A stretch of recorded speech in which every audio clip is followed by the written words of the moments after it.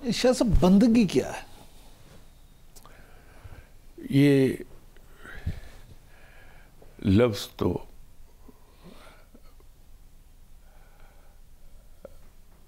مشتمل ہے 5 یا 6 حروف کا، لیکن بہت بلند چیز ہے۔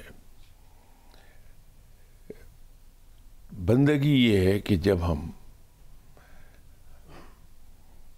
اپنے خواہشات کو، اپنے ارادوں کو، اپنے زندگی کو رب کے احکامات کے ماتحت کر دیں کلیتاً، وہ بندگی ہوتی ہے۔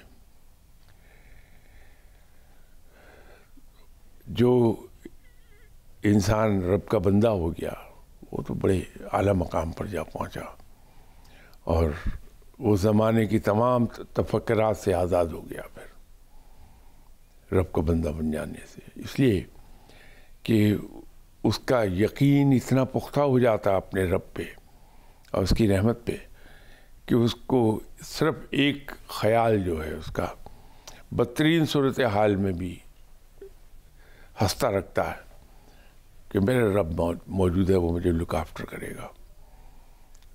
بندگی تو بہت بلند پایا چیز ہے کہ اپنے آپ کو ٹوٹلی اللہ کے سپرد کر دینا، اور آپ کی اپنی کوئی خواہش ہی نہیں ہے، اپنا ارادہ نہیں ہے، کوئی اپنا پلان نہیں ہے، سب رب کے ماتحت ہیں، اس کے ارادوں پر چھوڑ دیا سب کچھ، صرف اپنے ذمہ ایک چیز رکھی جو رب چاہتا ہے کہ بحیثیت انسان آپ محنت کریں، عملی کوشش آپ کیجئے، باقی سب رب پہ چھوڑ دیجئے۔ شاہ صاحب شیطان تو ہمیشہ ورگلاتا ہے، انسان اپنے نفس کو کس طرح سے قابو میں کرے؟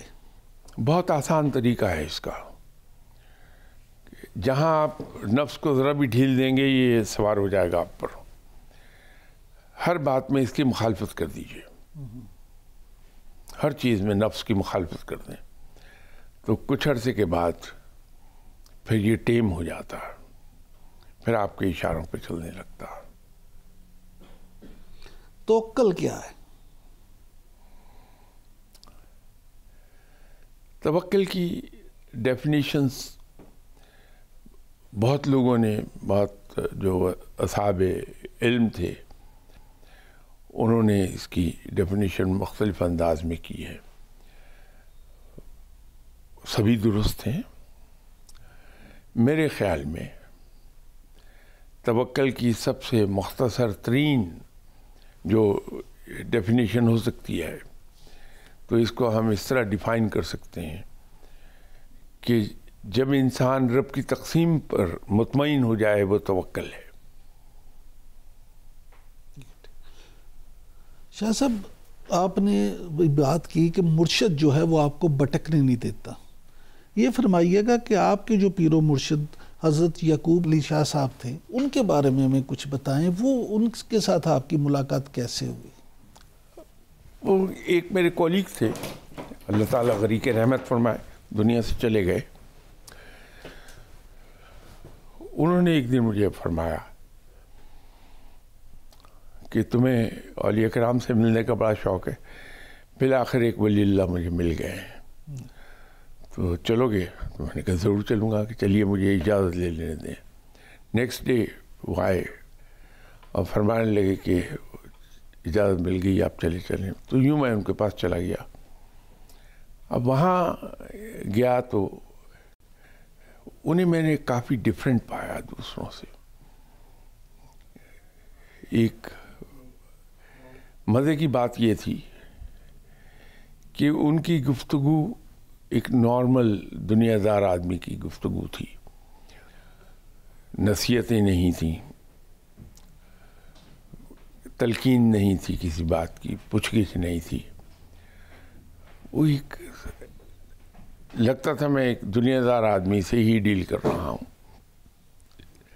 پھر ایک اور جو بڑی خوبصورت بات تھی وہ یہ تھی کہ ان کے یہاں دعویٰ نہیں تھا کوئی، انہوں نے کبھی اپنی ذات کے بارے میں ذکر نہیں کیا کہ میں ولی اللہ ہوں، میں اس مقام پر ہوں، قطعی طور پر نہیں، بلکہ لیٹر آن جو اندازہ ہوا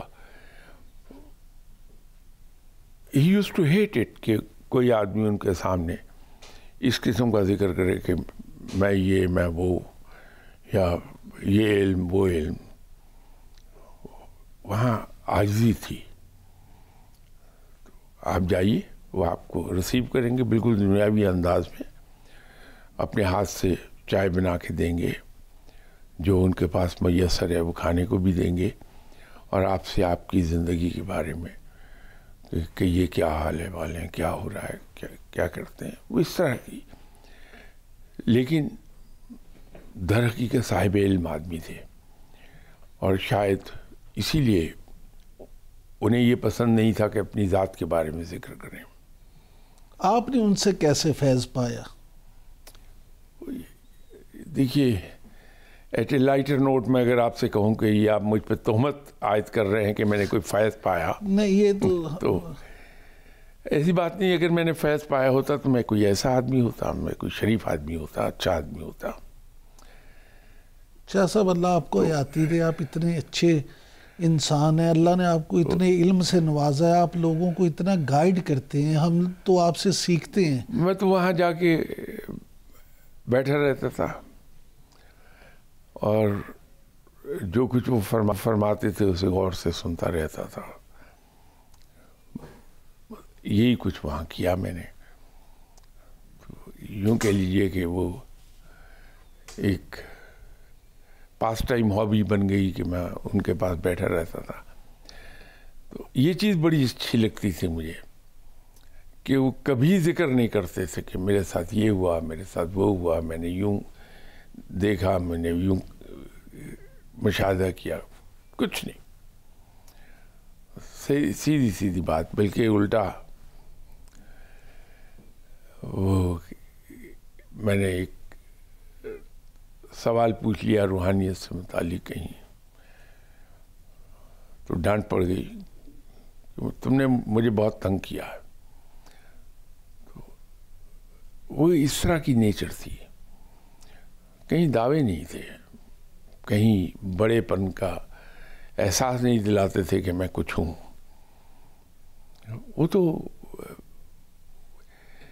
پتہ لگ جاتا تھا اپنے آپ کہ بندہ ایک بڑا صاحب علم ہے. بڑی خوبصورت باتیں ہیں. شاہ صاحب، شیطان تو ہمیشہ ورگلاتا ہے، انسان اپنے نفس کو کس طرح سے قابو میں کرے؟ بہت آسان طریقہ ہے اس کا. جہاں آپ نفس کو ذرا بھی ڈھیل دیں گے یہ سوار ہو جائے گا آپ پر. ہر بات میں اس کی مخالفت کر دیجئے، ہر چیز میں نفس کی مخالفت کر دیں، تو کچھ عرصے کے بعد پھر یہ ٹیم ہو جاتا ہے، پھر آپ کے اشاروں پہ چلنے لگتا ہے. توکل کیا ہے؟ توکل کی ڈیفینیشنز بہت لوگوں نے، بہت جو اصحاب علم تھے انہوں نے اس کی ڈیفینیشن مختلف انداز میں کی ہے. سبھی درست ہیں.